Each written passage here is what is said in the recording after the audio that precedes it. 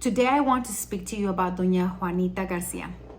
She was born on July 25th, 1929 in Mexico. During this time frame, Mexico was in turmoil.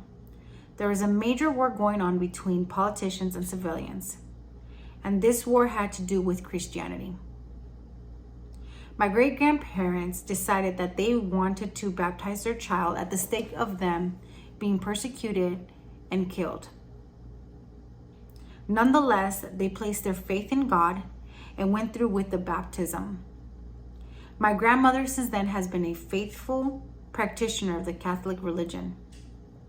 I recall the times when I was young and she would pray the rosary with us. In those times, I took it for granted. It seemed rather annoying and absurd. Why would I have to pray with this woman? At least that's what was the thought in my head. Today, I miss those days.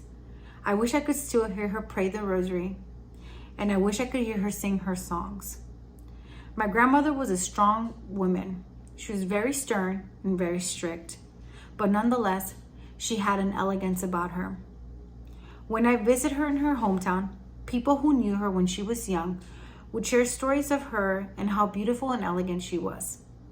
As well, those stories would make me proud, but the ones that really would make me proud of her were the ones where she would speak out and overcome her obstacles and challenges.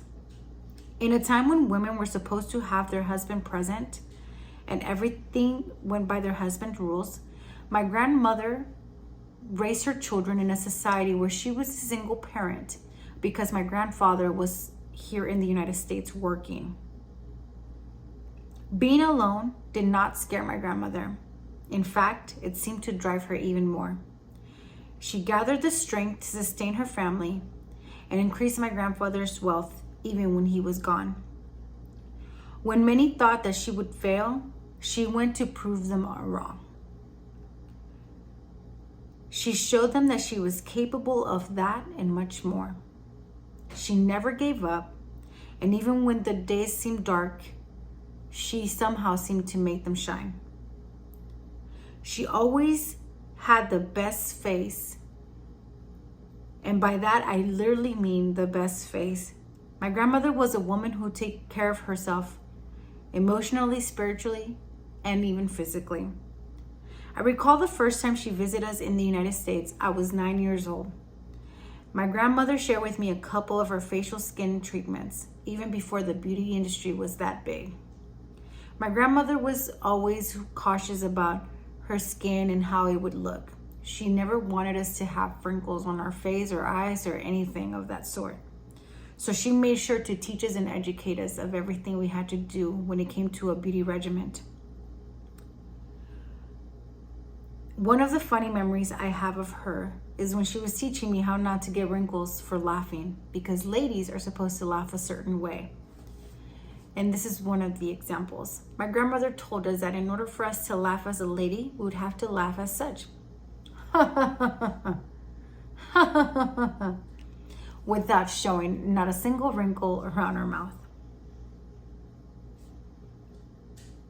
Another thing my grandmother taught me was that every night before I head to bed, I had to add a splash of tint on my lips.